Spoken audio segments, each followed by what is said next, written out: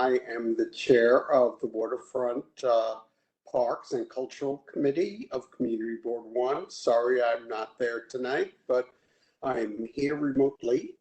And I just wanted to start the meeting by welcoming our guests, Katie Camara Nunez. She's the executive director of the Perlman Arts Center, Performing Arts Center. She just started that place and it's doing very well, but let her give her report. And then we also have Robert Atterbury. He's Executive Vice President, Parks Relationships and Programs for Hudson River Park. And he's going to be giving us a report on some happenings at the park. Obviously, people are going there more and more now that it's beautiful, like today.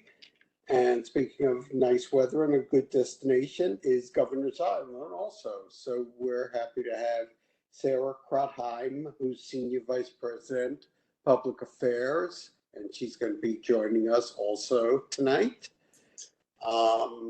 Let me also welcome Onej James, who's our community liaison, and she does a good job. Thank you, Onej. And I know Tammy is here remotely tonight, but let me throw the meeting over to the co-chair of the committee, Andrew Zelter, who's going to be chairing the meeting. Thank you, Andrew, and take it away. Thanks, Paul, and again, good evening, everyone. We really have a great agenda for this evening. I know topics that are of interest to all of us. So before I hand it off to Hadi to introduce her team and update us on Perlman, I might ask that if we can allow folks to get through their presentation before we start rapid fire questions. So please take note of questions you'd like to ask, and we'll certainly allocate time after each presentation. So with that, we hand it off to Hadi. Thank you so much. Good afternoon, everyone. Thank you for allowing us a little bit of time to share all that's been happening since we opened our doors. As I am Katie Camara Nunez, the executive director, it feels crazy to say this building has opened 7 months ago. It feels like a year and a half at least, but it's been incredible to see how the community has rallied around the opening of the building and the mission and the purpose of what the building is and what we hope it will continue to mean to Lower Manhattan and beyond. And my colleague, Mayan Wong, is our director of producing and programming, and I've asked her to join me on this update to talk a little bit about the programming and how it's been received within the community. And so the first thing that I would say is September 14th was the first event that we hosted. September 15th was the first day we were open to the public, and September 19th was the first public event that we hosted. And one of the things that has been really core to our opening of the doors is to really qualify and quantify the Perlman Performing Arts Center as Lower Manhattan's living room. Have the ability to welcome people into the space from wherever they may come and have them not feel like there should be a transactional relationship with the organization for them to come in. And so our lobby, when it's open, when the building is open, our lobby is open to anyone involved. And so the other thing that we've learned is that you can't just say build it and they'll come. You also have to really reach out and connect. And these are just examples of schools. Next. No. All right, so these are just examples of some of the community organizations that we've worked with over the course of our first 7 months. We have a department called Civic Alliances. Their role is to go out into the community to all 5 boroughs and beyond, share the word about who we are, what we intend to be, and see how many connections we can make. One of our neighbors, the borough of Community College, is one of the anchor alliances that we formed early on. And one of the ways that this relationship shows up is that once a month, the students from the theater and dance program perform on our lawn stage for our audiences. We also have reached out to a number of consulates here in New York, asking them to come visit the center. We're on the World Trade Center site. We want to represent the world, and asking them to come through a day that is culturally significant to them, their country, to bring some of their artists on to perform on our level stage for our audiences. And so we've had the Indonesian consulate and the Malaysian have performances in our first couple of months of programming on the stage. We also have relationships with the Center for Independence of the Disabled of New York, Sydney, the Interface Center of New York, the New York Immigration Coalition, and the Lenape Center. These are just a few examples of communities that have performed on our lab stage or performed in our theater spaces as we've opened our doors. And so in addition to that, yes, I think it's, I'm going to say, okay. So the lab stage is currently being programmed to have a performance on Wednesdays, Thursdays, Fridays, and Saturdays. It's anywhere from an hour to 2 hours any of those days. And for an hour to 2 hours every day. And as I said, this is on our dot space. Therefore, anyone who wants to come in and engage with that work is able to do so. So I'll have Mayan speak to some of the work within the lobby stage that we have. Thank you. So hi, I'm Mayan Wong, Director of Museum Programming. So the lobby stage is open and free to all. As Honey said, it's like, how do we get the neighborhood and those visitors to come into the building without a transactional relationship? We've had a diversity of programming, and by the end of the season, we're slated to have around 200 free performances, featuring artists from 15 different countries. Senegal, Brazil, Colombia, US, Indonesia, for example. We have family programming, so on Saturdays at 2:30, we have a program at 2:30 for kids, and it's an all ages program. It is very adorable to see those young kids on those Saturday afternoons.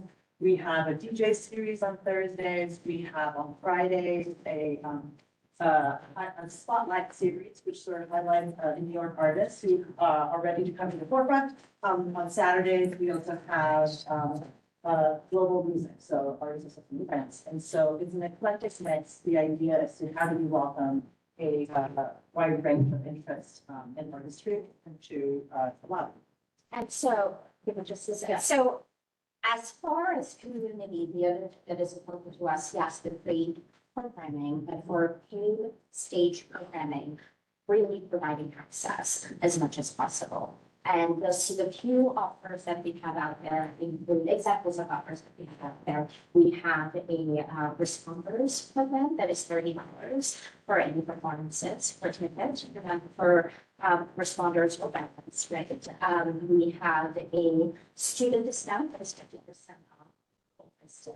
We have an under-30 program for young professionals that is $30 ticket. We have an education program for teachers that is also $30 ticket. We have pay what you will performances. Those are on select programs, which Nan will speak to one of the programs coming up in June as well. We're trying to provide varied options within our programming for accessibility as much as we can in terms of the free programming. We really major goal to us is to ensure that the members of the 9/11 community at large feel welcome in the space. So this first year on September 11th, we did an open house following the reading of the names where we opened our doors for that afternoon. We intend to make that an annual thing.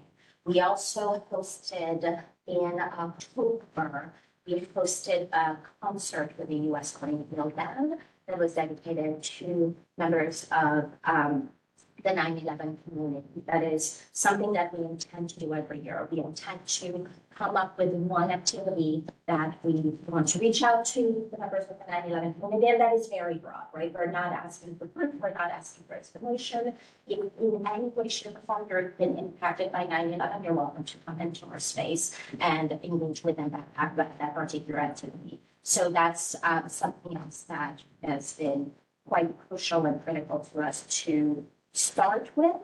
We are just starting, I should flag that. We're going to learn a lot, and as we learn and as we grow, we hope to do more as well when it comes to that. So our programming, we've had over 100 performances thus far. By the time we're done this summer with our inaugural year, we would have had over 175 performances. It's been varied, it's been eclectic, and the plan is exciting to see that. Right? So it's 170 performances upstairs, plus Upstairs. 200 performances downstairs. So these bills are high. In our inaugural season, we represented opera, theater, music, and dance, and we're very happy to welcome some incredible artists, including Lawrence Fishburne, Henry Washington, Common, Laurie Anderson, Ben Platt, David Letterman, Angelique Kidjo, sort of like White Oak Swap. And we were also very happy to present a dance piece, which we commissioned, called Thursday Yet, by two New York artists, Jen Friedman and Sonia Twaye, which features the choreographer Jen Friedman, who shares a performance about her diagnosis about her diagnosis about autism, made into a beautiful dance theater piece. And we love an audience to really included bringing a diverse community, something we're very proud of.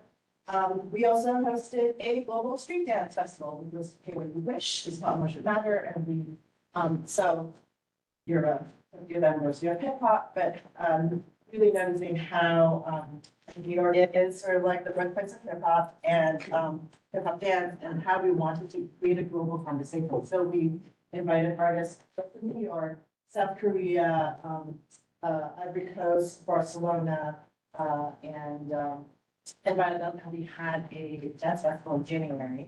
We also had a stand-up comedy featuring Native comedians. It was really, really well received, and it was in connection with a play that we produced called Change Needs, which was written by the Fortune and Ones. Comedy for the history of the Native community on Sand. And so that's just an example, and 30%, I'm going to ask you, but 30% of those audiences were Native and received regions, and we really enjoyed it. But coming up is we are producing and team rehearsals for Cats, the musical, Cats, the Jellicle Ball. So it is a reimagining, a radical reimagining of the musical Cats, inspired by the ballroom culture that also came out of New York City 50 years ago, and it's staged with ballroom and club beats and runway ready choreography. So that's going to be a big, exciting sort of fun show for the summer in June. And also coming up during the same time in Pride Month, we are hosting the National Theater, bringing their annual Criminal Grimace Festival to one of our smaller theaters. And so this gives an example of how we're trying to just welcome different artists in different communities, like throughout and unfolding throughout here. That is also a what we wish in terms of so different places and different arts and artists and programming to welcome folks to come to join us. And so one last bit, and we can go to the next slide. In addition to our programming, both the free programming on the lobby stage and the theater level programming is at the local restaurant. Metropolis by Marcus Samuelson. For those of you who've heard of Red Rooster, the restaurant that Marcus started out several years ago, this is the celebrity chef that we partnered up with. And so Metropolis started on that first. We are currently serving Tuesday through Sunday. Starting to be Wednesday.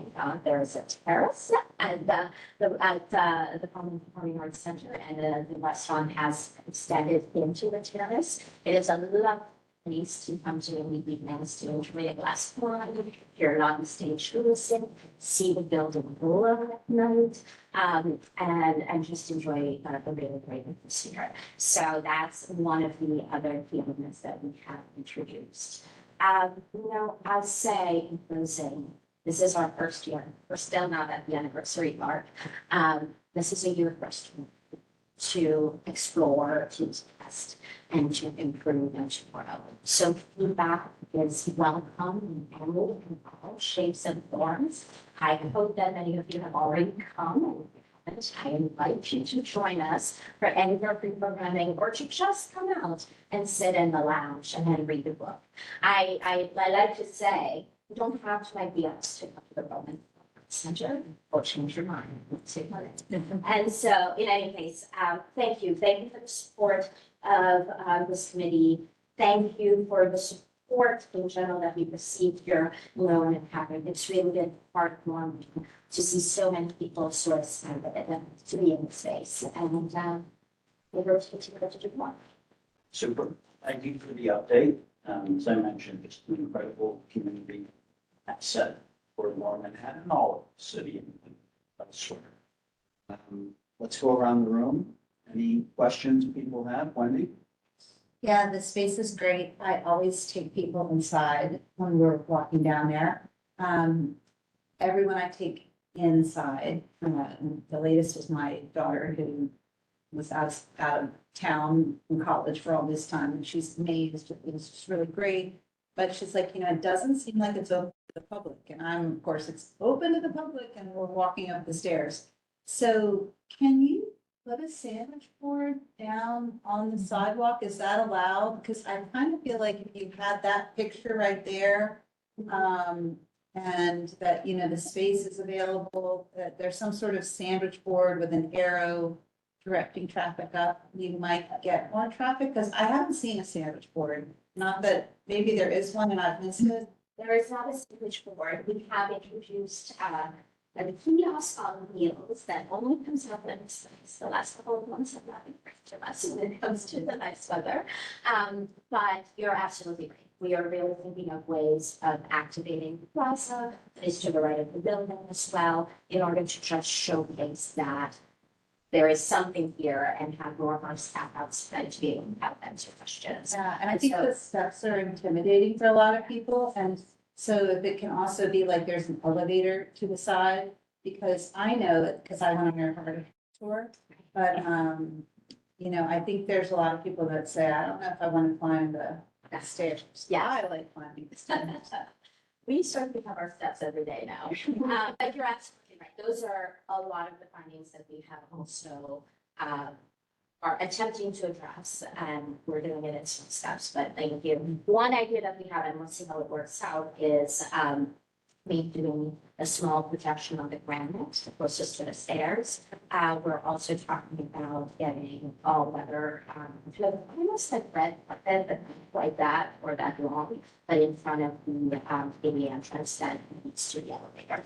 Because you're right. I saw something recently, although your sidewalks are probably so clean, that you reverse clean, you power wash on the sidewalk, you power wash the reverse image. If you power wash your stencil, and because the sidewalks are naturally dirty, when you power wash it really well, your stencil actually is the clean part, and that's what I just saw that recently. I was thinking, it's so clever, because you're cleaning the sidewalk, you're not painting the sidewalk. So it's just an environmentally friendly way to do it. And I had one other thought, that do you work with PACE or Church Street School of Music, which is a community music and arts program in Tribeca? I'll just speak about PACE. It is that we start with faculty and it's not an official relationship, but we're sort of like one of the folks. But one very concrete example is that when we were preparing for our Opera American Soldier, opera you can sort of hire walkers. So like, because before the singers come in, so to help start staging, and so I called them performance, like, do you have students who might be interested? And so they had a learning experience. They were paid sort of an honorarium, and they had a learning experience, and we also got to know more about the students. So that's kind of the sort of on the ground, like organic relationship we're trying to have. And have you heard that the Church School of Music? We have as well. And I'll say with Trinity Church, we have been working with our youth choir and working about expanding to more of the students that are part of their after-school programs in order to really engage. And, you know, right now we're feeling it organically based on our relationships that we're making. Case-by-case basis are focused to really within the next year or two form an official mission program that is part of that is part of the decisions. So we should just connect you with our internet that Yes, would engage with the local schools at every level. that's As well as Manhattan. So, sorry, we still have questions in the room before we go online, Alice? Nice to see you. Thanks so much. I thought the Fishburne was off the charts, one of the great performances of all time. Anyway, that aside, just two things, you know, the parks closing. The Battery and Battery Park City. I assume or I hope that you're in touch with the Battery Park City Authority as well as maybe Warren Price and the Conservancy of the Battery, because they gave great performances over all the years. And I suspect that those same groups or artists are, you know, out there wondering what happened to those facilities. And it would be a wonderful opportunity, because it's going to be closed for a while, to capitalize and use those groups at your wonderful spot. One thing about what Wendy, Can I just, that's a great point. Oh. Do you have those contacts? Can we help you with those contacts? we have those contacts. I think I'll be candid and say, you know, 6 or 9 months ago, we talked about it and said, once we open our doors, we'll talk again, and we have not started. So I think it's time for us to come back to that conversation. But along those lines, if you think there's anything we can do to help connect you with folks, we're happy to. Thank you. so thanks for that follow-up. That's good. Yeah, the only other thing that I was thinking, I just walked over today, and I often think this, you know, it's, that area is a bit of a wasteland in front of the building, in front of the museum. I know there's a whole sort of controversy or considerations about what's correct and respect with the theater and all that, but I'm hopeful that as you develop, you can in fact do something with that plaza, something with that exterior, because it's actually a gift back.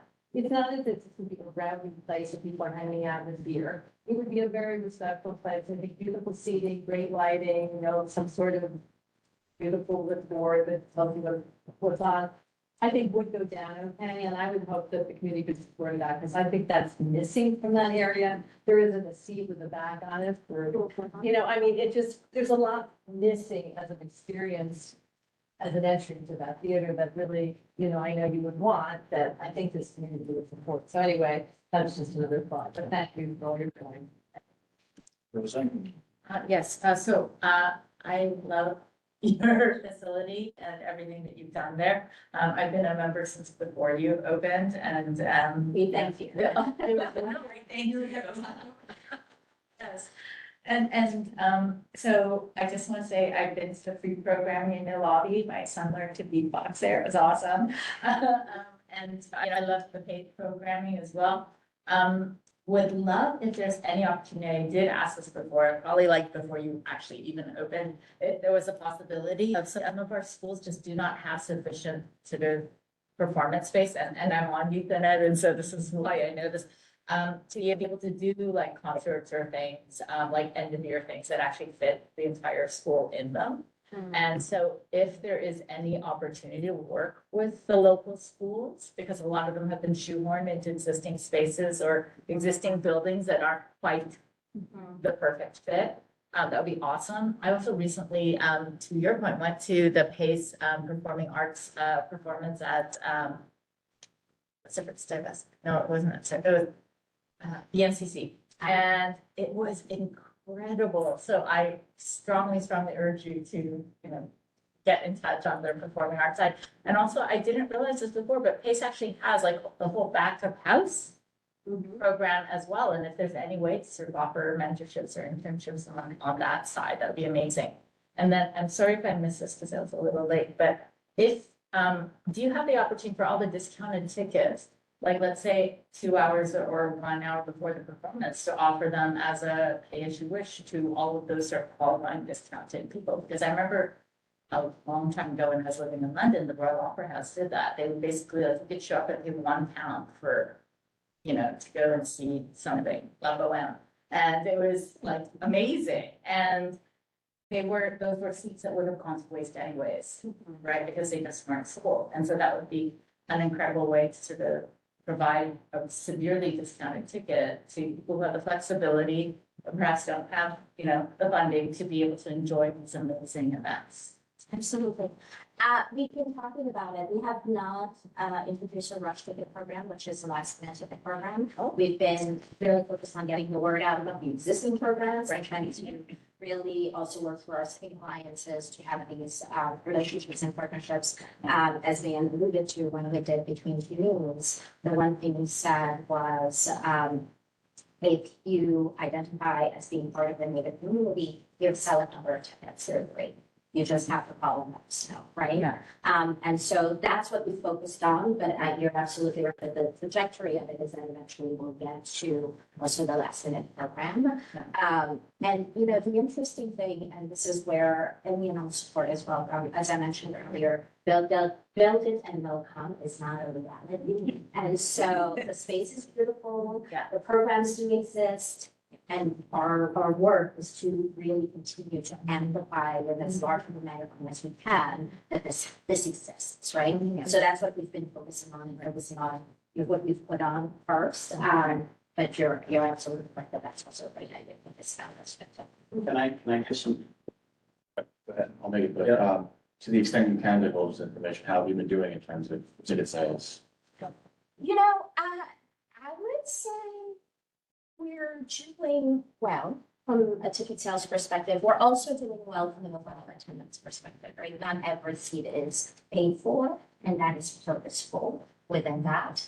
Has every performance been sold out? No. But on average, I would say that average show this season has been at least at 85 to 95%. Right? So the houses have been good.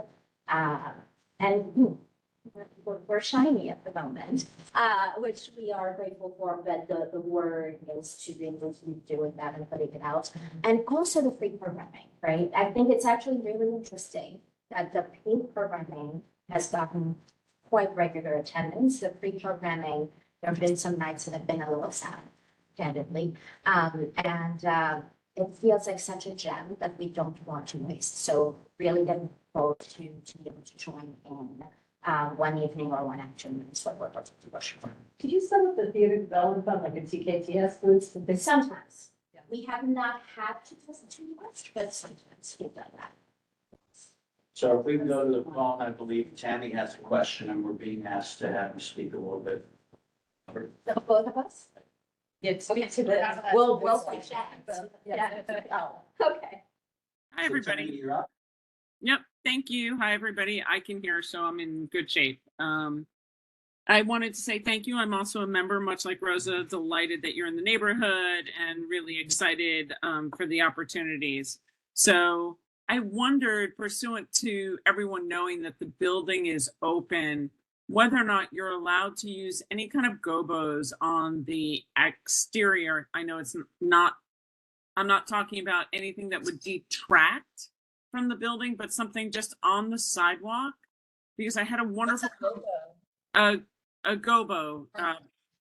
It's a It's a light. light fixture that is like a logo or a shape. Oh, or Hello, something. Geo. Yes. Yeah. Oh, thank you. Let's go. Well, So but it, Picture that projects the logo. Oh, like, it's frequently used for events, it's used for branding, and it is legal as long as it's not permanent. And depending, because your sidewalk and your street will never be reopened per the Port Authority, that does leave a different potential opportunity. I was thinking of it specifically. I walked home last night from the community board office, which is why I'm not there tonight. And I was there all day today, but I was walking with a bunch of different kids who actually grew up in the neighborhood, and all of them said the same thing. We never seem to know if the building's open or not. So I do think that that is a challenge for you that can be overcome for the local community. And I'm talking young kids who grew up in the neighborhood in their 20s, just sorry to say. And, one of them was like, oh, I really wanted to go in there and, just get a cup of coffee and sit down, maybe work up there and really kind of enjoy it. And then they asked me, they said the initial plans that they remember seeing had the steps being someplace that you were able to sit on. And they said that they had stopped by before the building was open and that although the construction was done and they were shooed away. So they asked me to actually ask if the steps were as initially presented in the first plans, that people would be able to sit on the stairs.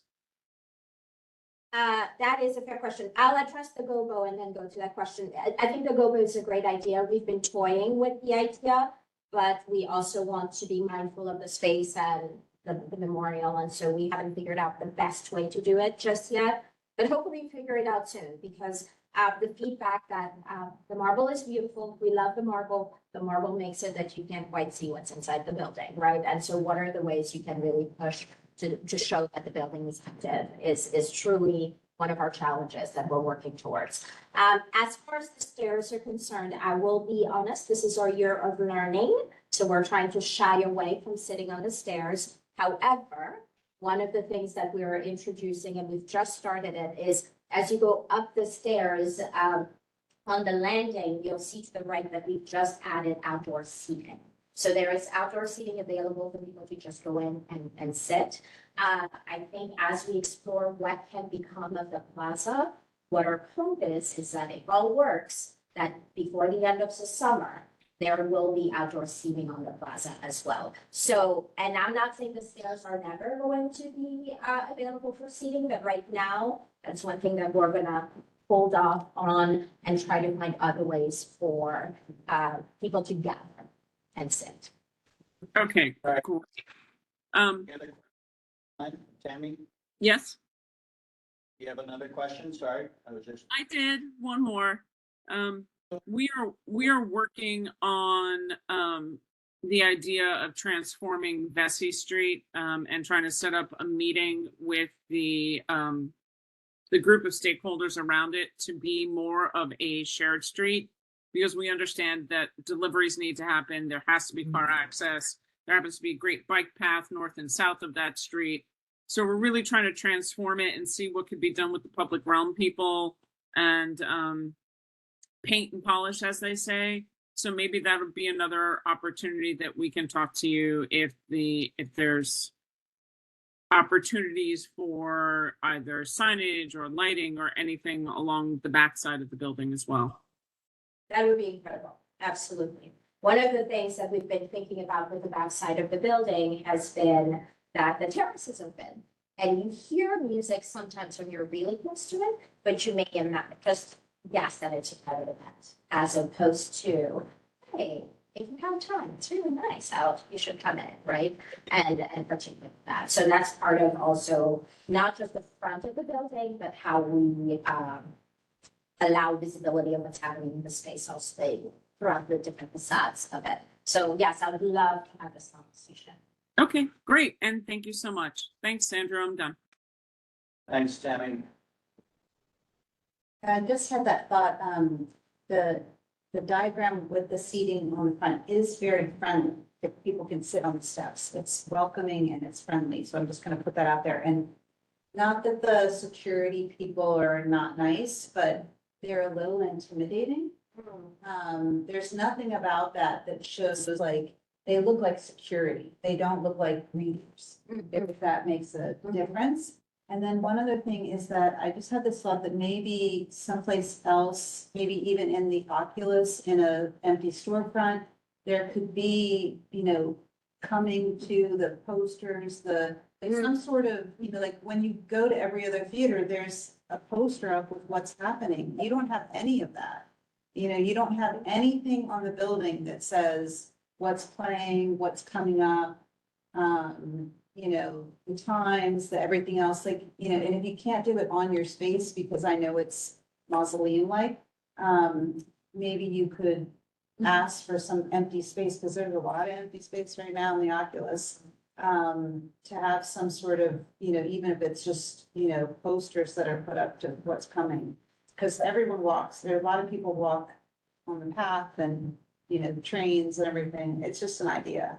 It's a great idea, and we've started the conversations, and we'll update you. More to come. Yes, we have more. So that's a really great idea. Great. Before we wrap, Paul, anything from your side or we're good?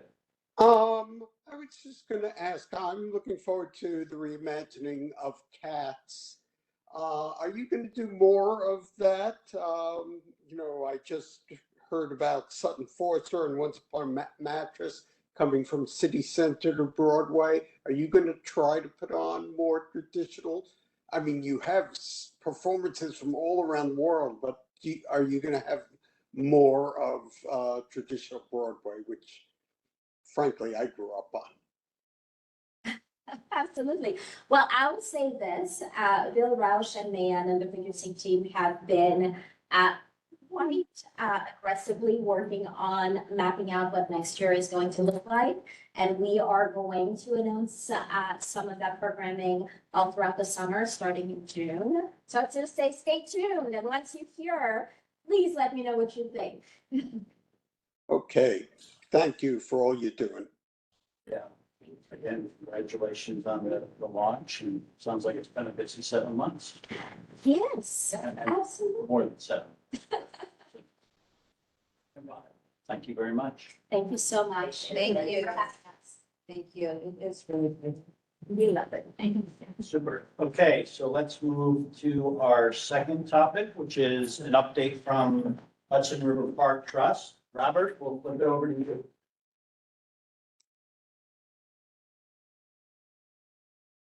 Scared him away.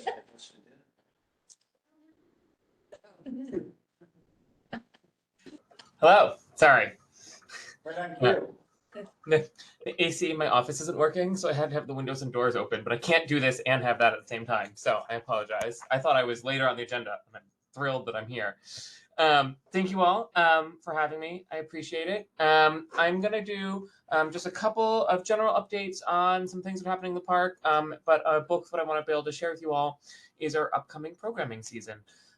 So I'm sure folks have seen Science Playground is going well.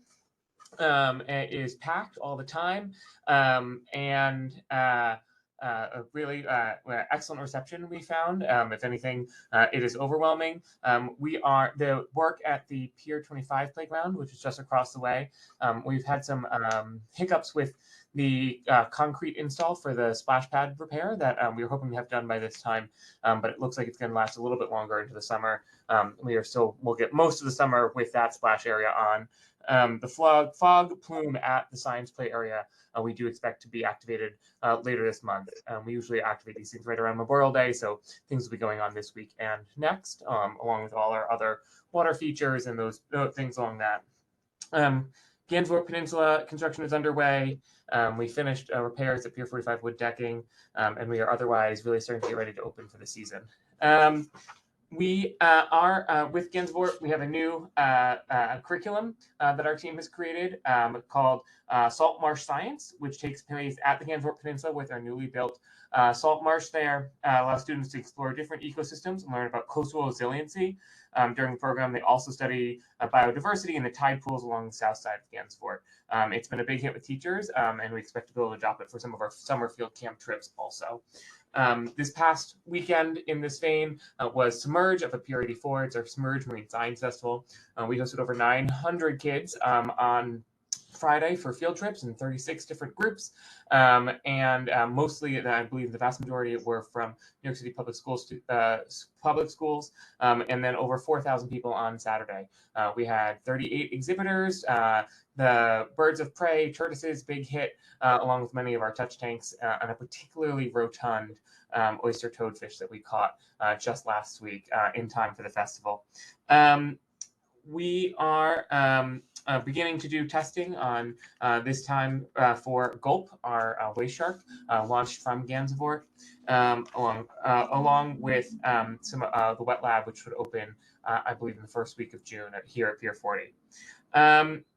We have our research program for Gansevoort, funded by Congressman Jerry Nadler. We are about to enter into contract for it. That's oyster health, health and performance, estuarine community utilization, and water chemistry in salt marsh conditions. We are currently working with a contractor to get that going. This would bring us to the second of our sites. We do also have our Tribeca site in CB1, which is in, I believe it's the second of its third year of research on the 25 million oysters in the water just north of Pier 26. We have, this is our second year that we're having a partnership with CUNY on science research. We have 2 researchers that we are funding through our partnership with CUNY. One is researching, and I always do this, nanopore DNA sequencing technologies to monitor microbial communities and harmful microorganisms in river water, and assess the presence of bacteria with antibiotic-resistant genes on microplastics in the Hudson. We have our second researcher will be looking at the influence of wave energy on habitat enhancement sites in oyster health in the park, which is something that we have really wanted to be interested in, given the variability in our various embayments throughout the park. So that's really going to be able to contrast hopefully Gansevoort and our Tribeca site. And it's something that I think a lot of researchers in the region have been interested as these habitat enhancements projects have grown in both size, scale, and number. I'm going to share my screen here. Let's see, application.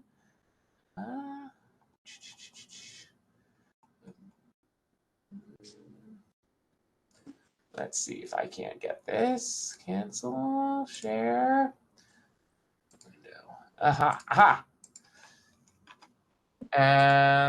View, full screen mode. Good. Can folks see it? Yes. Excellent. So we have a really robust programming season here in Hudson River Park. Parks, really come alive this time of year, running into the fall. So first up is our returning fitness classes. As you can see, we have conditioning classes at Pier 25. This year, in partnership with Tone House. In previous years, we had partnered with Lululemon, and as well as a number of other sites throughout the park, going all the way up to Pier 97. We also have some bike skills classes at Pier 76, which is the former Toe Pound up at 34th Street. This one we're partnering with Bike New York, and they offer both classes, regular classes on weekends for members of the public. You can sign up to do it. They do CAP, particularly for the ones with kids, so they're able to provide some safe instruction. Robert? Yep. Can you zoom in a little bit? Yes. You're seeing it exactly how you're seeing it. Okay, my screen is quite large, so I apologize. So this is healthy. Can we see this? Are you in presentation mode? We're just seeing one image. Can you make it larger? Make it larger. Yeah. Let's see. Top where it says 73, like. Yeah, I'm trying to see. Can I do? Did that help at all? No, No. No? you just zoom on, can you just press the magnifying glass on the top left? Top left. I have here 150, 800. No? No, I can do this without. I'll also do this without. I'll share. Okay. There you go. That looks much better. That's better? All right. So let's scroll down a little bit, and I'll see if I can do this side by side so I can keep up on my side. So we were going through some of our fitness pieces here. Yep, all of which you guys can see here. A little bit further down, bike skills. Bike skills, Pier 76, as well as, and so this one, bike skills on this, just bring it back where I was. We also take reserve for classes. So we work with them and they are able to host, if you have a classes or a group or a school camp or, frankly, a community board, you guys could all go. You can set up a time to take a free bike education class with Bike New York on basic bike skills and getting around.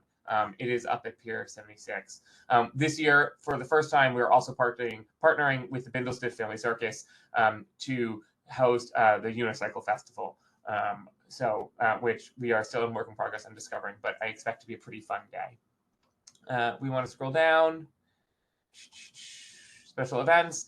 So up here, we have Broadway by the Boardwalk, which will be up at Pier in Clinton Cove, which is up by 55th Street.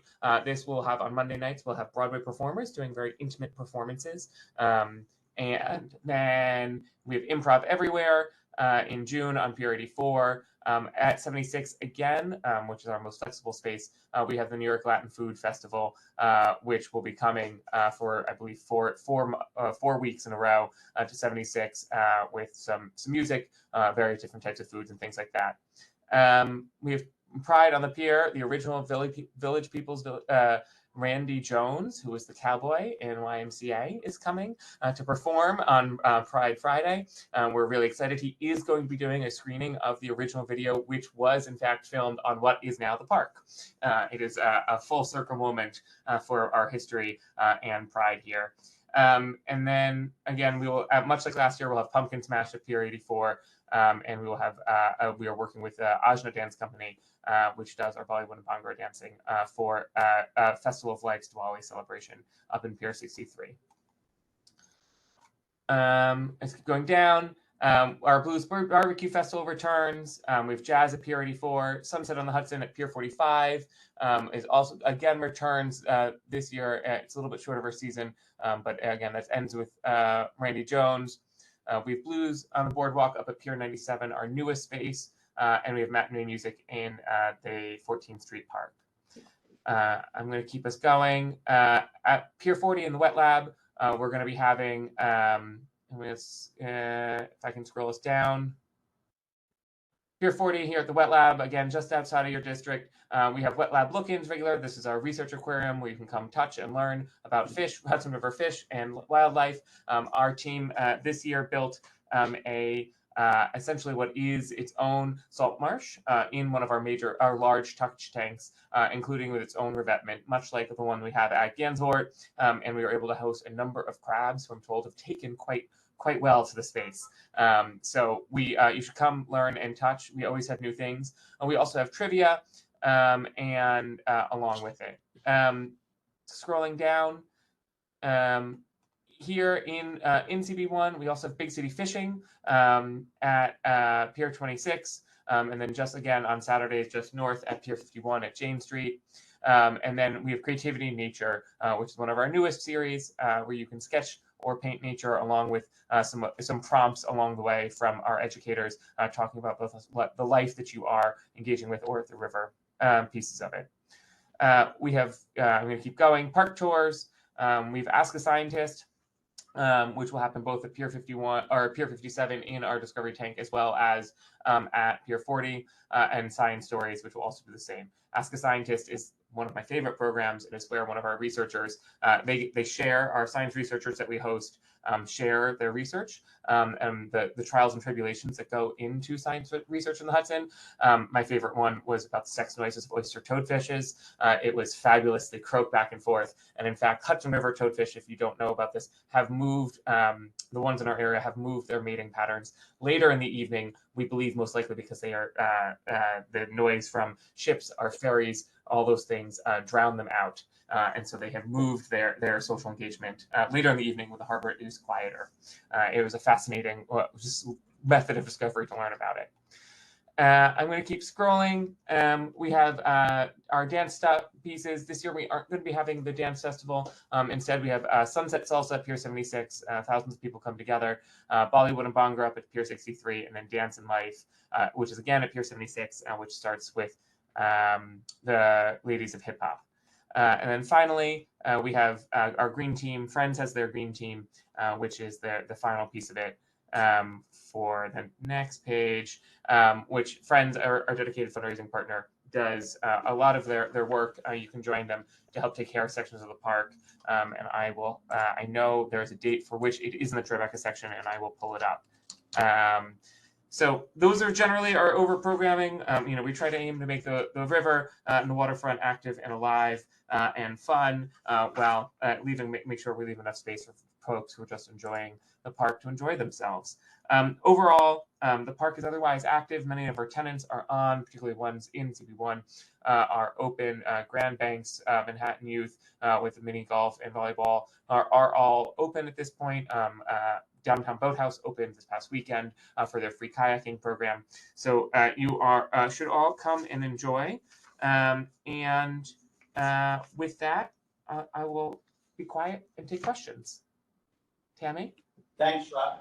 Thanks, Robert. Quite comprehensive. Appreciate the updates. I'll just share between the sports court at Pier 26 and the new field at Gansevoort. I'm usually between those two locations on Saturdays and Sundays. And as you say, the playground at Pier 26, I don't know that you can fit any more bodies in that space. It's unbelievable. The community just loves it. And I can tell you the fields as well at Gansevoort, just a huge community asset. So thanks for all of that. So let's open it up. Who's in the room? Alice? Hey, Robert, thanks very much. It's an impressive array of programming. It's always terrific. One of the things, I don't mean to put a damper on the best of the peers, but I will say one of the things just to be aware of, which I know you are aware of, but as the summer approaches, that the two commercial venues on Pier 25, City Winery and the Banks, that I assume there's some control on the number of nights that these things get rented out. But moreover, there should be some control on the amount of music and the loudness of it. I'm sounding very old here. I happen to love music, but I will say on Saturday and Sunday mornings when the City Winery is closed, I don't think they need to be pumping out music. So just to be aware of a kind of friendly reminder to those venues that I think would help a lot. Just people want to get out there and sometimes just hear nothing, which is a rarity at this point. And then I just have one question on Pier 25, the Citibank dock. I see that's no longer being used by the bank, I assume, right? I'm just a little confused what's going on with that dock. I'd heard it was closed. It hasn't. I don't believe its status has changed. I'll double check. But it has. I believe they are still. They are still using it, as far as I'm aware. I know we had talked about earlier, I think it was with Bob Townley, and I think you also talked about using it as potential, ferry stop for recreational, visits to Governor's Island and the like, or maybe even out of Gansevoort. Short visit, but whatever. I don't know, just if it's short is, or even if it's not, it seems like a lost potential use there for people to, potentially profit from having a ferry dock on that sphere. I don't know. Paid off before, and I was just curious. That's something that. I mean, we have heard at certain points, although I haven't heard anyone proposals for that. They do have. I know Citibank has the agreement for use of it. I have not heard that any of the ferry services have expressed any interest in running ferry service from there. It's certainly something we could always hear if they do. We obviously, as the park, we don't run ferry services. We are not a transportation agency. We are a park manager. But it's certainly something I think has been discussed before. But I don't believe. I know you guys have brought it up, but I don't believe that any of the ferry operators have proposed doing it. I don't know what would be allowed under the Citibank agreement for it. I'd have to double check that, but it's certainly something I can look at and get back to you on what, if anything, might be possible if a ferry operator was interested in it. That being said, we also would know, and I will just say this, though all of those, if you look where they are, do have substantial inland impacts, right? They are not, even for the ones waiting, do not come, they come with lines and ticket booths and other upland facilities and uses beyond simply the dock. And it's certainly something I think we would want to have a conversation about with all of you as if there was a proposal like that. Yeah, to be clear, because I think it was launched as an idea a couple of years ago about, correct me if I'm wrong, I think Andrew, you were actually never that idea or the instigator, was recreation, not selling tickets, but rather just for young people to get to different areas that had parks during the times when all the parks were neighborhood, those were many of them are. And that was the idea, not that ferry operators are looking to capitalize on an open dock, but more to offer recreational facilities, during the period. That's it. And just to clarify that point, so this did come up at the time when the idea was first presented to the board around perhaps one of the give backs is to consider how we can use that infrastructure to create more access to Governor's Island, particularly for downtown Little League, downtown Soccer League, leagues that are playing out there, and maybe broaden that use case to other use cases across the community. Again, it was not at all about approaching ferry companies or organizations. Our conversations actually started with city itself, sort of they give back to the community.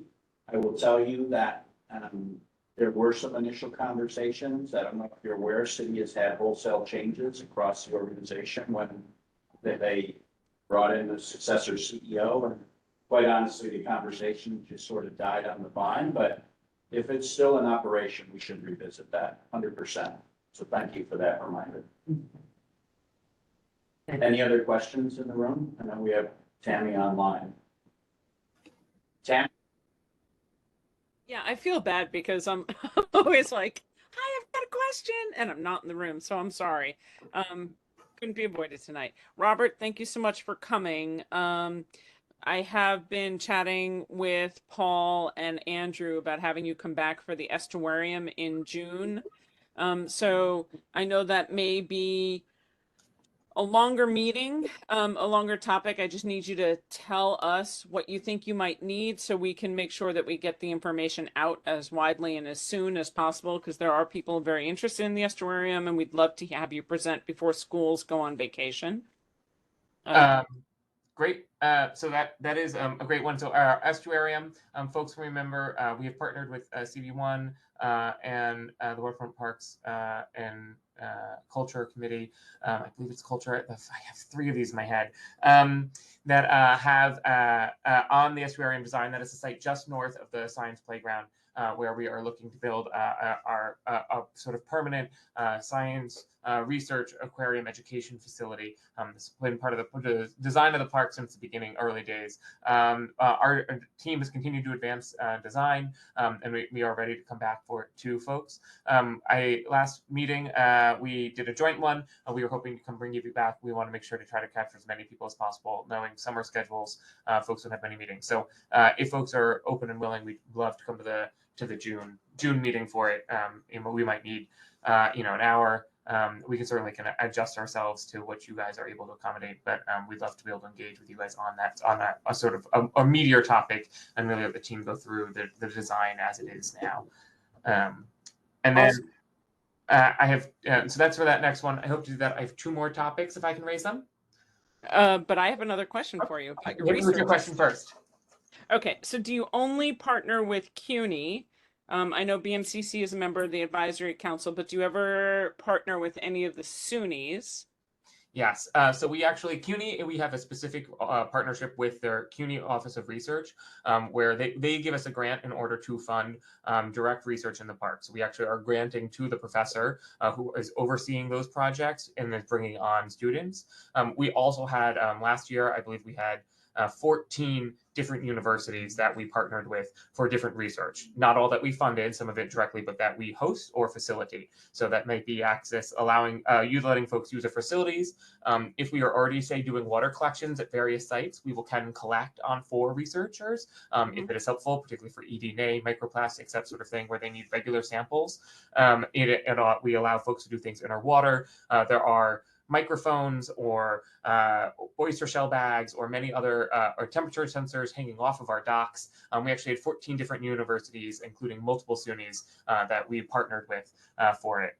All of that research, what we ask in exchange is that the research and the data is shared with the public. So it's available to help inform the research of the larger region, and that we are really helping to build a compendium of knowledge about the Hudson River and the lower estuary together. It's something that we work really hard on, all of those partnerships, and it's how we get 38 presenters for Submerge.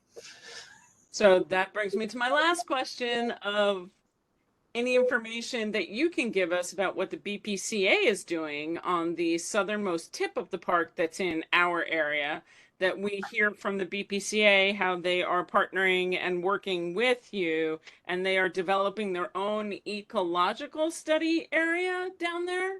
So this is actually one of my 2 final topics, so I deeply appreciate your transition. make things easy. So let me finish and we'll come back to But I have an estuarium question. That's fine. Before I go on to another topic. We can come back to it. I'd like for him to finish. Oh, well, I can do BPCA and then do it, and then I'll have to come back. Sorry. So BPCA, obviously the resiliency project on the northern reach of Battery Park City is going to impact the park. We have been working with them. They have sort of reduced their overhang, I believe it's to 6 feet, sort of the cantilever for their improvements on over the piece of the park. We have worked with them. We have also sort of, there's kind of been a middle path taken on the better connection to Hudson River Park, which is kind of the curved edge. One of the pieces that we are still learning more about, Battery Park City needs to do a lot of engagement with some of the other agencies, and that is particularly DEP and sanitation, or DEP in particular, but some of the other facilities, particularly in the Army Corps, is the impacts of their inland infrastructure that will have to go along with the resiliency project, which will impact the southernmost panel of the park there. So what's kind of below the basketball courts, connecting us to Battery Park City. We know that there's going to have to be new pipes underground there, which means there's going to be substantial construction. What we don't know yet is sort of what the permanent changes or permanent pieces that will have to be surface level will be. It's something that we are, they are still learning about, and so therefore we are still learning about for it. It's something that we are trying to explore more. We do know that there will be a substantial impact to that southernmost panel. We just don't have a full idea over what that will be. Our hope, as you would likely expect, is just try to make sure that we are preserving and maintaining as much of the park use, look, and feel as possible as part of it. It is our interest. We know from our own interactions with DEP over their sewer infrastructure, and say at Gansevoort, where we do have a substantial water main or in sewer line that we go over, they do often require access requirements for it. There may be manholes. There are other pieces that do show themselves at the surface level. We just don't know what DEP is going to require. So my follow-up to that is about the moorings, to ensure that the mooring field is repaired, because it is one of the most socioeconomically diverse opportunities for boaters in all of the city, to ensure that BPCA and the trust actually work on the repairing of the mooring field for the ones that are damaged, and how much, if any, impact will the project have on that, and whether or not you need to amend the Trust Act, or are you leasing them some portion and charging them rent? How is it working as they're coming over and into? Those are, but let's separate these questions. So on the mooring field, I will definitely look to see on the repairs. I expect those would likely be under crew, which is the operator. But I will do it. As far as I have heard, and as I understand it, is the project is today, is that there is not going to be an impact on the mooring field, if there is enough space for both to happen. But I will have to look back with the repairs on if there are broken moorings. I would not expect that to fall BPCA, but it is something that we should take care of if it is an outstanding problem. So, and then on the other issue, this is under state land. Under this piece, it is the trust manages it on behalf of New York State. I believe what is currently being explored, and the attorneys are still working on this, is some sort of easement for the infrastructure as piece of it, without necessarily needing to change the act.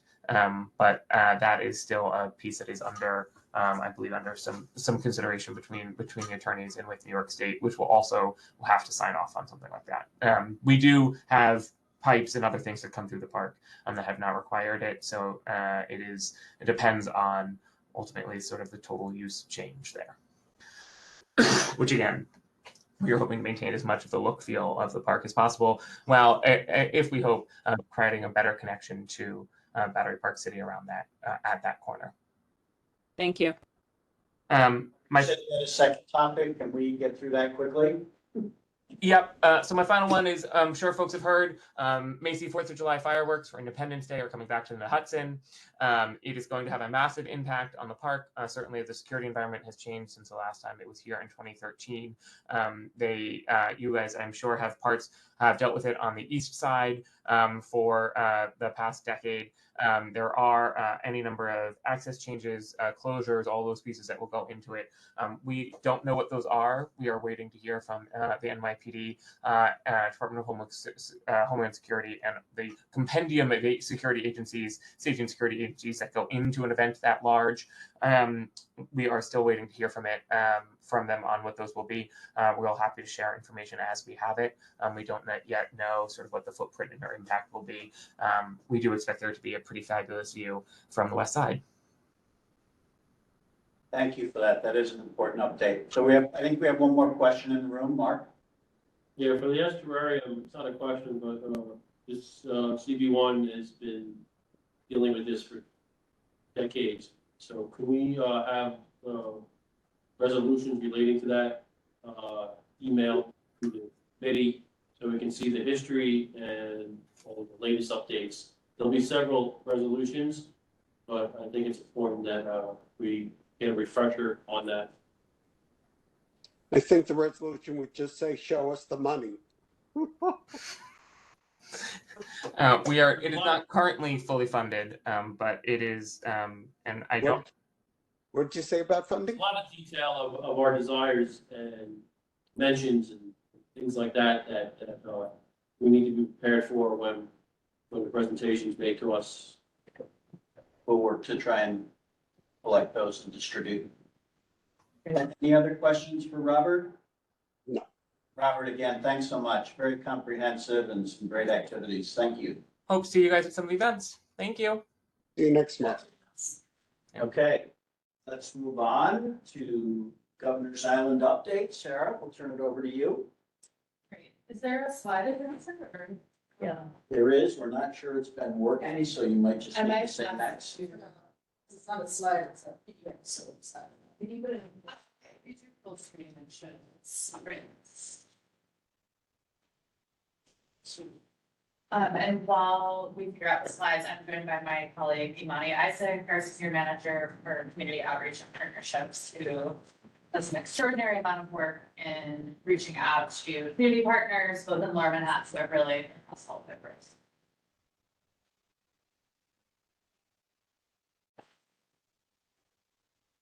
Maybe I can just have you scroll down. Okay. For this time. So thank you so much for having me. Thank you, Andrew and Paul, as always, for your support and for the committee's support. I am here to give a brief update on our upcoming summer season, and then I have a couple of updates at the end just around other ongoing development projects on the island.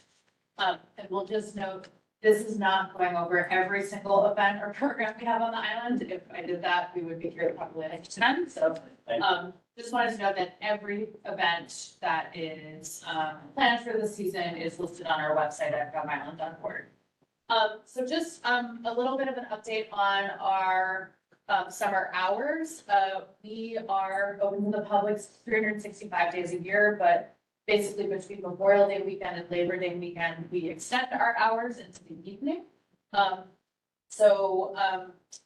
Monday through, or really 7 days a week, we are actually open to the public until 10 p.m. The northern section of the island is open. We've closed the South Island Park after 6, like a lot of parks around the city, just for lighting purposes and security and safety.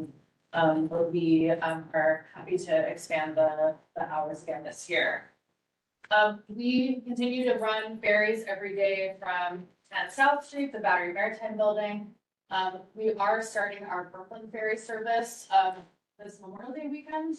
We basically run that service every weekend and holidays in the summer to both Pier 6 and Brooklyn Bridge Park and Red Hook. But we continue to be accessible via NYC Ferry as well daily. That's something that we fought hard for over the last couple of years. But we are permanently on the South Brooklyn route, so there's additional connectivity to neighborhoods in South Brooklyn, like Sunset Park, Bay Ridge. And then ferries are $5 round trip. but we also provide, free ferries, for everybody on weekend mornings. And then, at all times for children under 12, seniors, residents of dementia, IDNYC holders, active and former military service members, and a wide range of community groups. We have partnerships with over 300 community-based organizations, including day camps, school groups, churches, senior centers, et cetera, all of whom we offer free ferries to at all times. Again, just a little bit of a summary of some of the recreational activity. Obviously the park, that we all know and love on the island is a main draw. But as a reminder, we, have bike rentals, we have city bike stations. Our bike rental partner Blazing Saddles offers free bikes, on weekday mornings, which is hugely popular again with those day campers that come out to the island. We have what I believe is New York City's only junkyard playground, playground NYC. This is, if you haven't checked it out, it's really incredible. They run a summer camp, but they have public hours every Saturday and Sunday, from 12 p.m. to 4 p.m. It is supervised, it's safe, but kids really go crazy over it. We have an amazing urban farm on the island. We have several programming partners that offer free events on the weekends. Grow NYC has a teaching garden. Earth Matter New York runs a compost learning center, and then we have beehives that the Bee Conservancy runs. We have grills that you can reserve in advance. The Governor's Island National Monument sites located on Governor's Island are opening this weekend as well. They are expanding their hours really for the first time since the pandemic, which I'm super excited about. They'll be doing, they have been doing weekends the last few years, but they're expanding to Wednesday through Sunday. So park rangers offer historical tours of the monument sites, and it's always free to the public. And then last but not least on this slide, we do have athletic field reservations open for the season. Downtown United Soccer is probably one of our biggest users, but we offer fields completely free of charge to youth leagues, nonprofit youth leagues and school groups. Next slide. Again, we have probably over 100 different public programs and activities, but I just wanted to highlight a couple of larger events that are coming up between now and June. We have a new music festival called We Belong Here starting this weekend. This is more dance music and it's after hours ticketed event that will happen Friday, Saturday, and Sunday this weekend and next weekend. I will be there most of the weekend, so see you there. Out to the Highland. NYC Footy is a really fun adult soccer tournament, 5x5 versus 5 soccer games that pretty much anyone can sign up for. I think they're close to full, but they will be taking over the parade ground next weekend, June 1st through 2nd. The Jazz Age Lawn Party, hugely popular event, is coming back in June, and then they'll also be back in August. Porch Stomp, one of my personal favorites, is coming back June 15th. This is a free music festival that involves folk and bluegrass music that basically pops up all over the island. So you'll see bands playing on the porches of the historic houses, but also within the park space, also completely free and open to the public. We have Fag Market, which is a makers market that is popping up a couple weekends this summer. And then one event that I'm really, really excited about, folks on Community Board 1 will probably remember Sail GP. This is the world's preeminent sailboat racing competition. They previously have had their fan viewing village at Brookfield Place, but they are moving to Governor's Island this year. So they will be setting up a viewing site on the island. There will be some ticketed experiences, but also they're releasing a large number of free tickets for the public. So I'll be sure once that release happens, which is going to be next week, to just share that with community boards so folks can attend the event, but it's going to be really exciting. I think folks are really familiar with the park, so I won't go through all the details of the park, but wanted to share one new initiative that we were really proud to launch last year, which is Governor's Island Nature. This is a new program that is led by our horticulture team, really to expand broader engagement with the natural areas in the island. So we've launched new content on our website that basically tracks when different plants are flowering. We're gonna have a fall foliage map, so you can see the leaves change and the 3,000 trees on the island. And then we are doing monthly nature walks that are free and open to the public, led by our horticulture team, and they are a really passionate group of folks that will point out what's flowering, what's blooming in the park, but also share some of the climate and sustainability features of the park's design. So really encourage folks to attend, and I'd actually love, maybe we can arrange a special field trip for community board one this summer.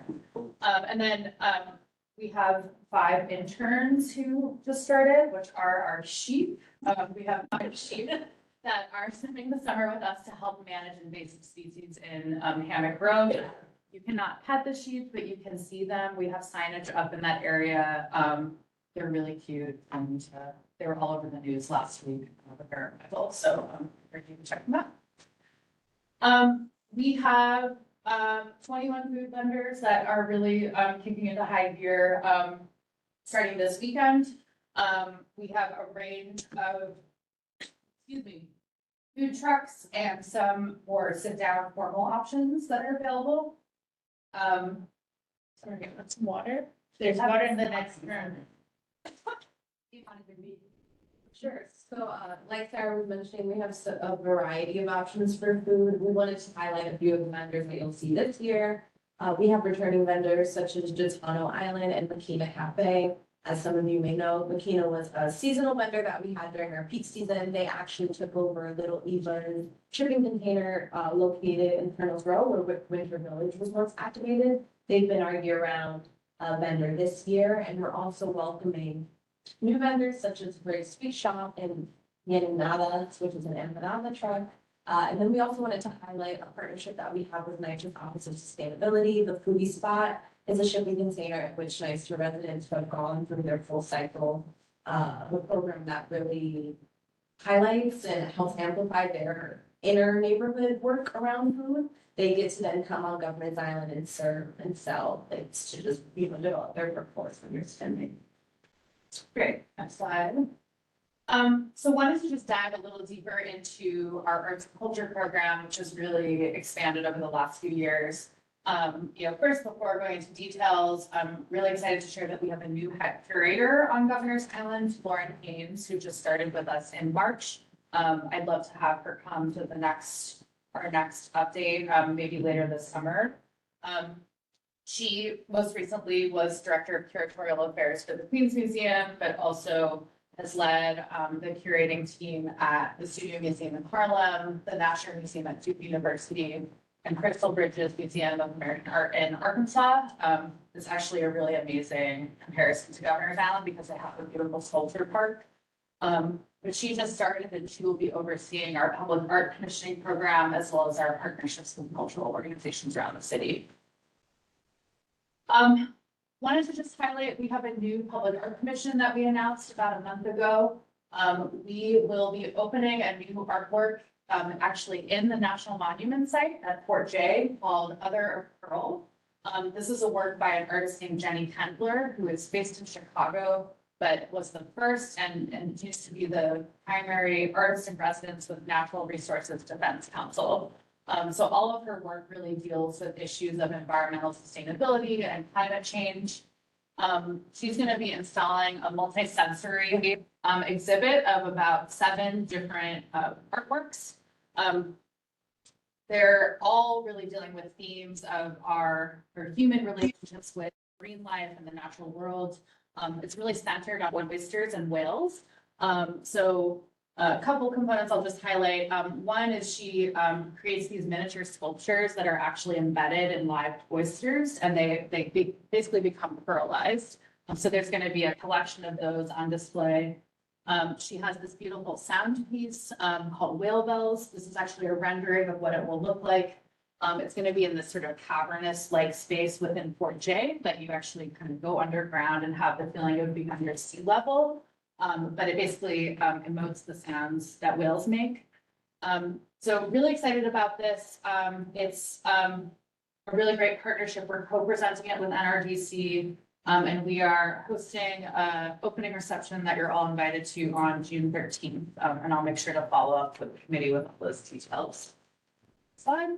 And then just a reminder, we have a bunch of other ongoing public artworks on the island. So one of the things we're trying to do this year is really expand visitors' understanding of these works through new signage, through new digital tools. We're on the Bloomberg Connect app, which we're going to be launching some actual like audio tours of the art pieces on the island, as well as interviews with some of the artists themselves. So more to come there, but really encourage you to just sort of explore the artwork.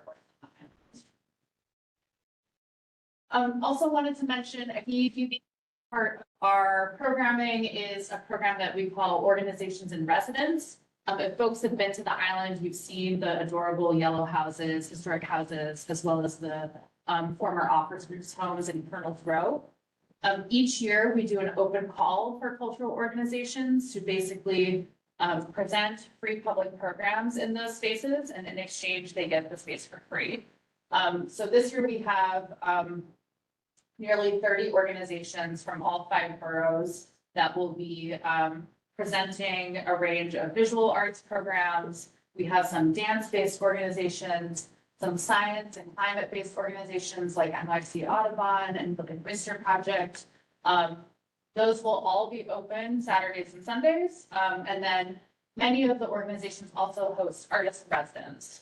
So through this program that basically runs between May and October, we provide space for nearly 100 artists with free workspace so they can deepen their cultural practice throughout the season. We go to the next slide. These are just some images. We actually opened these programs last weekend. So just to give you a sense, you can go into the houses. We're going to be installing new signage outside of the building so they feel more inviting. But all of these are free to open to the public. And then we're really encouraging arts organizations that are in residence with us to utilize the outdoor space with public artwork. So the photo on the top left here is an artwork that was just installed by an organization called Bronx Art Space, for example. But this is a really core pillar of our programming, and excited to expand it this year again. And then really to celebrate the community of arts organizations on the island, we're going to be doing a couple of additional programs. One is an event called Third Saturdays. That's really centered on this organizations and residents community. We're going to be bringing things like DJs and free performances to Nolan Park, just to really draw folks. House Fest is another program we do at the end of August that includes some performances to really draw audiences to those spaces. And then we have a performance series that's returning called Interventions, which will be a series of free dance performances throughout the season. The first one is pictured here. This is a dance company called Dance Higginbotham. They do dance works that really are the environment. They're going to be doing this in the moat of Fort Jay. So it's going to be really beautiful. June 11th, totally free. And then, as folks know, one of our longest serving tenants and really partners on the island is Lower Manhattan Cultural Council. They have a lot of really great programming happening at their art center on Governor's Island. They will be hosting a series of events that are called Parties Performance, which are all free and open to the public. The next one is June 22nd. They also have artists in residence in that space year round. So they will be doing monthly open studios events. And then River to River Festival, which I know this committee is really familiar with, will be returning in June. And there will be a number of free performances within the Art Center on Governor's Island, as well as elsewhere around Florida. Great. And then just to wrap up, wanted to share a couple of updates on some of the progress we've been making on a handful of development projects. First, I know folks are very familiar with the New York Climate Exchange.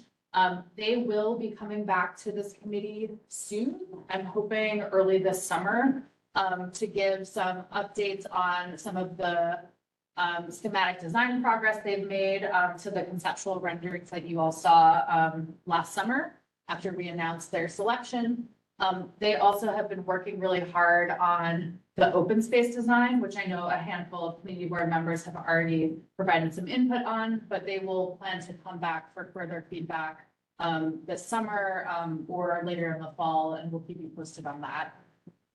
In the interim, they will be announcing a set of free tours of the project. They're going to have a presence on Governor's Island to really share progress and share information with visitors about the project, but also get public feedback. So I don't have the full schedule yet, but they are going to do it at least once or twice a month this summer, and I'll make sure that the community has all those details.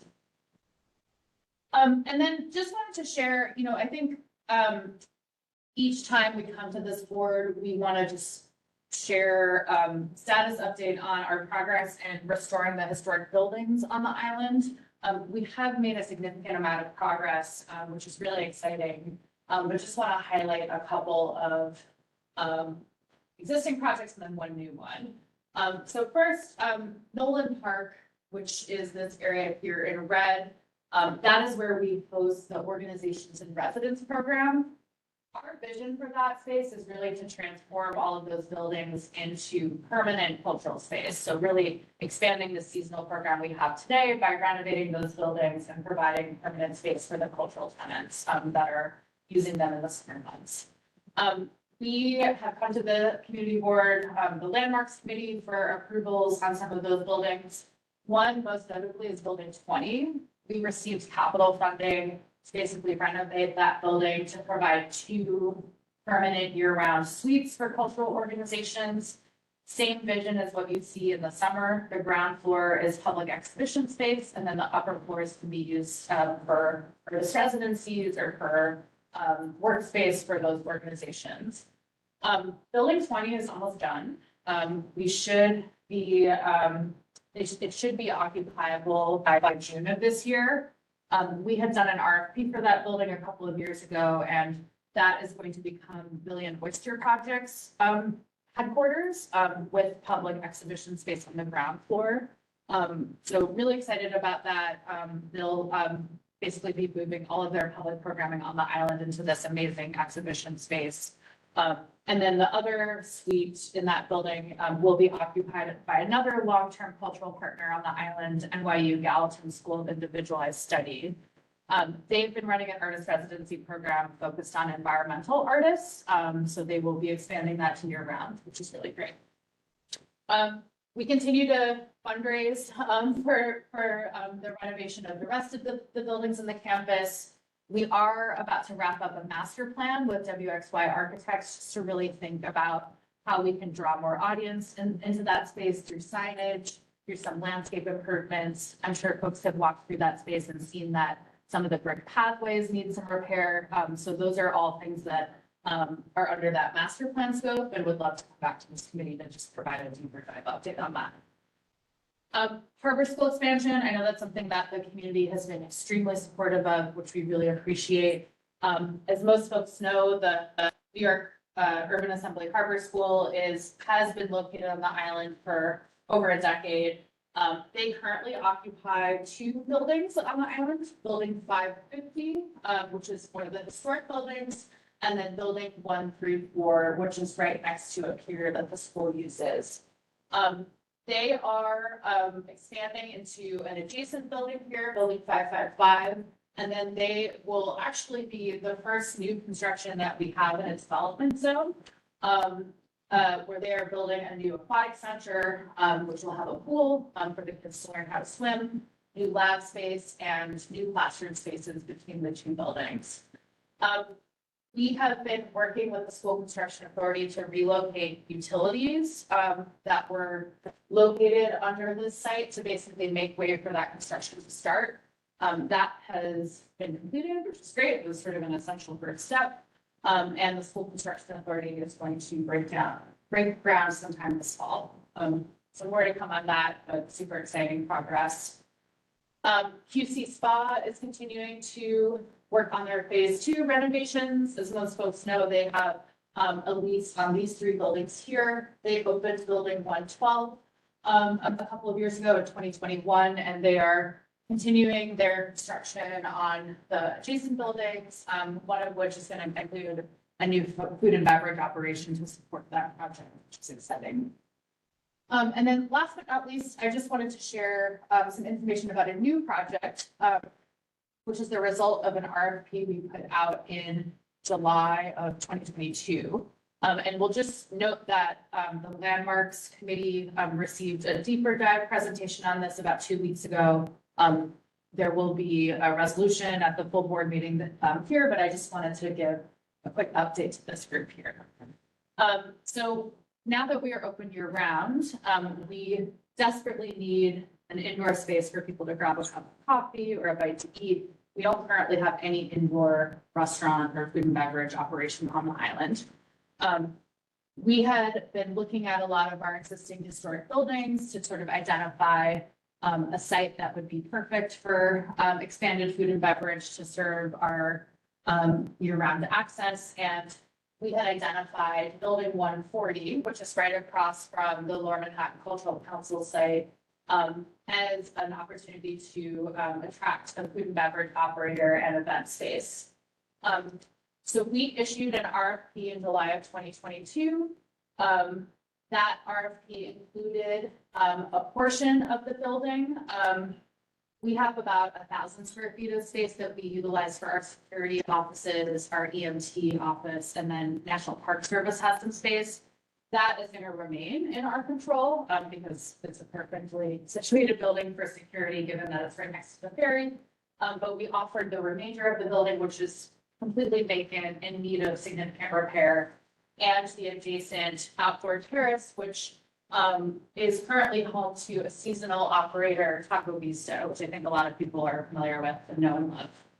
You go to the next slide. So I'm happy to share that we have selected a team led by the Taco Vista team to basically be awarded this project.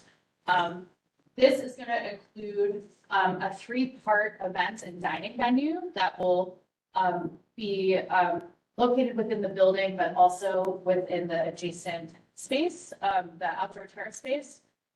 So what this is going to include is Taco Vista remaining in that existing outdoor space, new and improved, better landscaping, better signage, but essentially the same menu.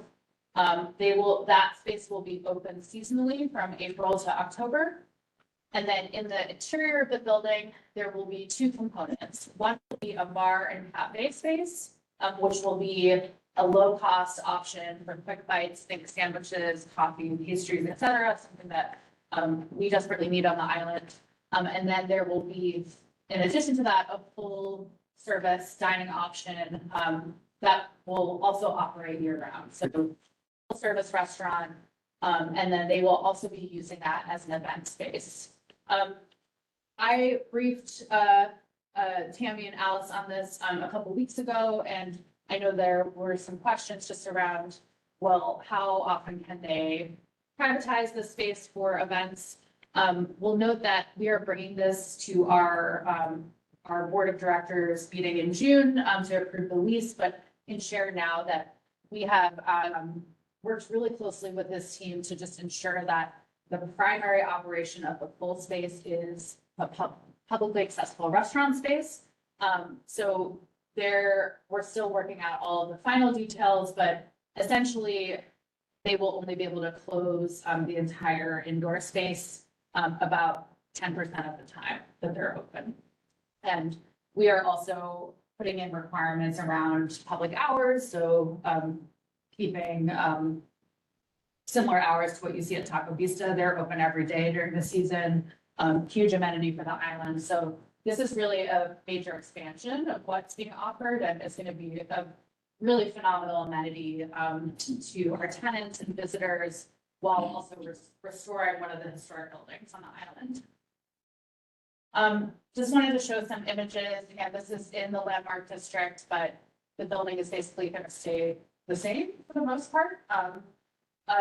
This terrace is going to be totally open to the public, except for when they're doing a special event.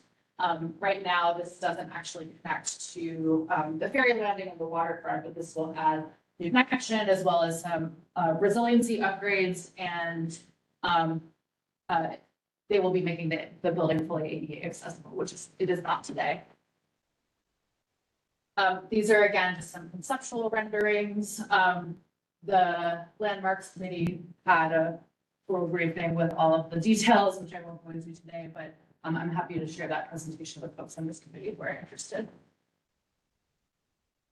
And then just last slide here, just a bit on the timeline for this project. As mentioned, this was brought to the CB1 Landmarks Committee back in May. This project team, normally we have our board authorize the lease before we start any approval processes around landmarks, but this project team is ready to go. We feel really excited and good about where we are in terms of coming to business terms. So they're starting the LC process a bit early. So they're intending to have their hearing in June. And then their goal is to start construction through winter, summer 2025, and then open next fall. So I realize that's a lot. Wanted to give you as robust of an update as possible. I'm happy to take questions. Thanks. That was the condensed version. Yes. Just amazing how much you all have going on. So, thank you for that. And we realize how fortunate we are. I was think about 3 presentations we had this evening. So questions, Mark? The goats, where do they come from? Sheep. The sheep, sorry. They are from Tivoli Farms, which is located in Albany. So this is the same group of sheep that have come really for the past 3 years. So they come basically between now and mid-September, and then they'll go back to Tivoli Farms where they're basically. Sanctuary farm? Yes, yes, So since I'm resident animal owner, yes. community board, so what procedures are in place with them if, let's say, get into trouble, if they need a vet care or something? Oh, good question. So we have like a whole plan with Tivoli on vet care. I would have to get back to you on all those exact specifics. I don't need the details, just the plan, is the plan. Oh, absolutely, Okay. yeah, and we follow So- all like regulations That's around what I wanted to animal know. care. There are 2 members of our horticulture team that are trained, I don't want to call them shepherds, but they're basically shepherds, that are trained professionals around animal care. So they're the primary caretakers of the sheep. They have where they sleep within the park. And they basically move from different portions of Hammock Road to graze on an invasive species called bugwort, which they love to eat. We don't like to grow on the island, so they help our horticulture team save a lot of time. And they get fed. So it's No, I've asked this question before, what about other wildlife on the island? Something's discovered, a nest is discovered of something when the school construction authority starts or injured some animals. What do you guys, is there a plan there too still? Yeah, absolutely. So Elaborate on that one. I would say that we get a lot of those incidents really around birds. We have a really robust bird population on the island. A fun fact some of you have heard on my tours. Before the park was built, Audubon, NYC Audubon was one of our partners, logged like 4 or 5 species of birds, and now we have over 200. So we partner with Audubon on bird safety, also with the ongoing development projects, but they have a wildlife specialist that we call when there's an issue. We have a red-tailed hawk that resides on the island. The hawk had a nest on the island and had babies last year, and that wildlife team came in to support an incident where somebody observed a sick hawk, but we have like a lot of volunteers coming and bird watchers from Audubon that help us monitor in addition to our own team.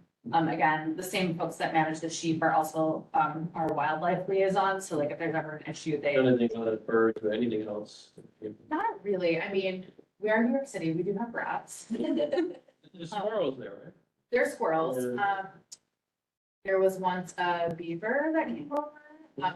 We imagine it swam from Staten Island and we called Lucky. wildlife services, to help deal with that because it was abnormal. Mhm. But we don't really have Let the other, people away. yes, they did, and I don't know exactly what happened. It wasn't euthanized or anything, it was taken to a sanctuary. The Wild Bird Fund, is a good source. I don't know if you ever work with them. We have in the past, but Okay, website. they're not as formal of a partner, but I think they've helped us in the past with like incidents. Yeah, I brought thousands of birds and turtles and stuff. Now it's in use. Yeah, no turtle sightings yet.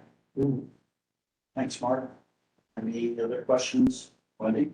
Could you tell us a little bit more like where the sailboats or the displays are gonna be for the ship? You know, are they gonna be in the water? Yes. Yeah, so most of I the assume in water. Most of the race is happening in the harbor. It's really a massive coordination effort. Every city agency that touches events is super involved and is working with us. So the city is really permitting that piece. They're working with the Coast Guard to just make sure that boats are moving safely amid other traffic. But on the island itself, it's mostly going to take place actually in Collective Retreat site, which is the glamping site. They're taking that space over, and then they're also gonna have some grandstand type seating along the waterfront in front of Collective site. And then I think that's really it. I think that's really the site plan, but I'm happy to share their site plan once it should be finalized tomorrow. That's true. Great, thank you. Tammy? Thank you. Sarah, one of the questions that I was going to ask that I noticed on the island last summer, fall kind of things, love Nolan Park. It's hard to know what first floors are open for the public to see and which ones aren't. Sometimes when there's artists in residency, they don't allow actually the public to do anything but look in the windows. And that I think a wayfinding or some signage in front of every building would be really helpful to let the public know what is accessible for them, what is view only, and what is a do not enter. That's the one thing that when we're listening to the whole presentation and thinking about engaging with the island and how to maximize public access, that's something that perhaps I'm a little Wendy-like on that, where it's like signage, signage, signage, signage, signage, signage, signage, because it would be each organization has their own timing and their own information, but it'd be really, really helpful also, even on a daily board when you got off the ferry, and a couple places around that said, these buildings are open, come visit here. I think that would also help the engagement for the organizations, the arts organizations, and everyone else who is on the island as well. Totally. Thank you for raising that. It's actually feedback we've gotten before at this committee, and I regret not having a slide about it, but we, thanks to all that feedback, we did this year invest in a whole signage plan for Nolan Park and Colonel's Grove. So we are in the process, they should be installed actually tomorrow. We're doing some really nice, big, bold banners that will go, there'll be vertical banners that go on the front of each house that's open, or that's programmed. So I know it came up in one of the earlier presentations with the Perlman, but think like Lincoln Center style, large, colorful banners that mention the organization, mention the house number. A lot of the historic house number signs on those houses are impossible to see. So it'll make really clear who's open. And then we'll also have some wayfinding for those organizations at the ferry landings. And to your point about hours, we have got to a place where everybody that's part of that program is going to have the same hours. So they are all supposed to be open via our agreement, 11 a.m. to 5 p.m. Saturdays and Sundays and holidays like Memorial Day, 4th of July, et cetera. Sometimes we run into situations where an organization can't staff the house last minute, it's pretty sick. Somebody has an emergency, et cetera, but for the most part, they should be consistent this year. Most of them are not open during the week, but it's something that we're looking to expand as we move forward. And then we will have again on our website, just like more interactive information. We're gonna do like a whole social media campaign where we interview artists and residents of these spaces, just to again, enliven the engagement.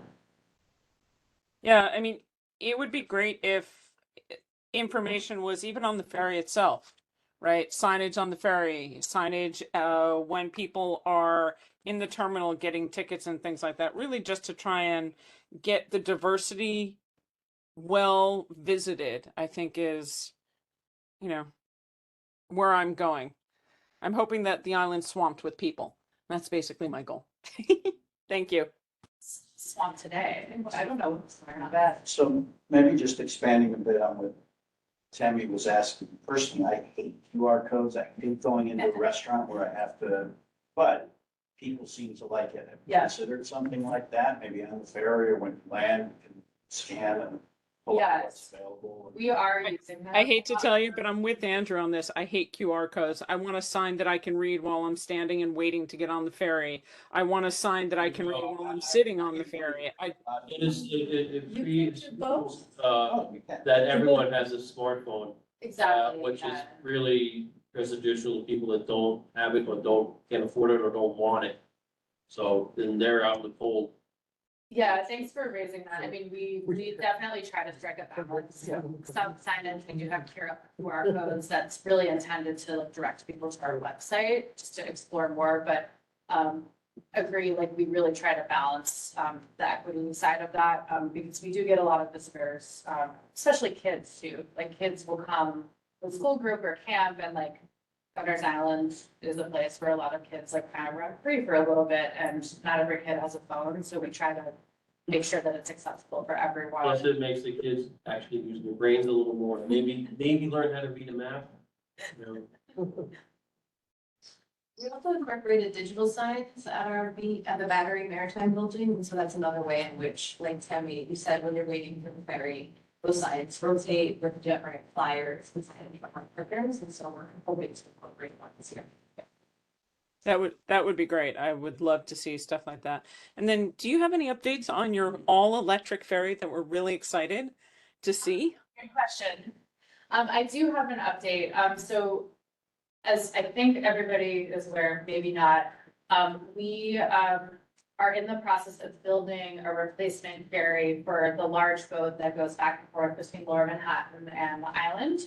The existing boat is something that we inherited from the Coast Guard. It's 70 years old. It's time to retire. I don't know what we're doing with it yet. But we are building what will be the first public hybrid electric ferry in New York Harbor. We also, thanks to Senator Schumer, Congressman Goldman, Senator Gillibrand, received a major grant from the bipartisan infrastructure law that is allowing us to purchase bespoke charging equipment that will allow us to actually run the boat 100% electric. Super exciting. The boat originally was scheduled to arrive in June.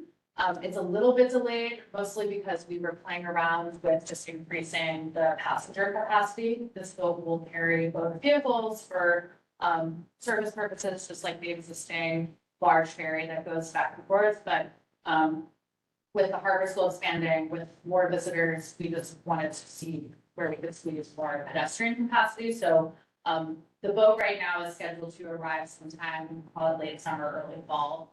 But we'll definitely want to do a big celebration. We'll plan it with the champagne bottle and obviously we'd love for the community to be a part of that. Does it have a backup system in case the electric fails or catches on fire or Yeah, it's too so cold? it's actually a battery propulsion system. So that battery system, again, I'm not the technical expert here, but that basically charges. And then it's hybrid. So gas power is sort of the backup, but with this new charging infrastructure, for the most part, we'll be running at 100% electric.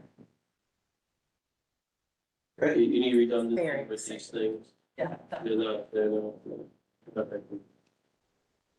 So I think we're good. Thank you so Great. much. Thank you. All good news. Yeah. Please come visit us and yeah, we'd love to tour like we've done in past years. Just Sounds great. Thank you. Thank you. Thank you for the water. So that's, we had one more agenda item, but I don't know how we're proposing to handle it. Sorry, committee members, we have one more topic. Paul? Are we addressing this tonight or are we tabling it? All right, I just want to bring to the attention of the committee a public art project that's coming to City Hall Park from June 5th through November 17th. It's called Attrition, and it's by that artist, Kanupa Hanska Luger, and it's being sponsored by the Public Art Fund, as you see. Now, during the past few years, this committee has just been emailed these notices of temporary artwork going up by the Parks Department, so you could see them in advance and know they're coming.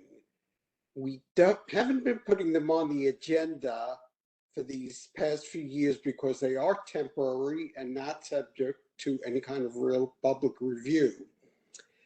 And the parks representative is not even, doesn't have the budget anymore to come to any evening meetings. But if you do have any comments or questions about this, let me or Nedge know and we'll pass them along to the Parks Department. As indicated, it's a piece intended to recognize the mass slaughter of the North American bison from 1845 to 1895 by settlers of European descent who took over much of lower Manhattan from the indigenous tribes who had settled this area. So that's my report on this project. Is there a rendering? Well, that's, you could see it at the bottom there. That's the bison, and So it's just artwork, there's no narratives around it? I only know what they sent along, and it was just a few slides. Thanks, Paul. You're welcome. Anything else? Sorry, Tammy? I think, Mark has a good point about a narrative. We should at least ask if there'll be a plaque, a sign, the dreaded QR code, or anything that will let people understand what this is, and whether or not they'll be posting it on the City Hall Park Conservancy site or anywhere else. Because, we'd like to help the public understand what it is. Okay. Nate, do you mind following up on that and sending it along to her? Yes, I can do that. Thank you. Okay, any other questions on that? If not, motion to adjourn the meeting at 7:55. Seconded? Great, we're adjourned. Thanks, everyone. Thank you, Andrew. Thank you for a great